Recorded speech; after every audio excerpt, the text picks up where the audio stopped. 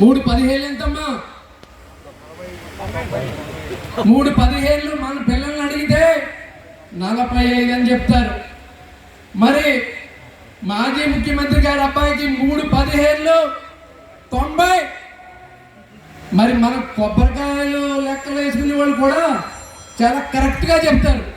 మరి అలాంటి నాయకత్వంలో మరి మనం ఏదైనా తప్పు చేస్తే 45 90 అయిపోతుంది. కాబట్టి ఇక్కడ ఇచ్చేసినటువంటి మహిళా సోదరీమణులందరూ కూడా మరి విద్యతతో ఆలోచించి జగన్మోహన్ రెడ్డి గారి నాయకత్వాన్ని మనం బలపరిచి రాపాక వరప్రసాద్ గారి నాయకత్వంలో మన అందరం మరి ఆయనకు ఓటు వేసి కష్టపడదాం, ఇంటింటికి వెళ్దాం, ప్రతి ఇంటికి వెళ్దాం, అడుగుదాం.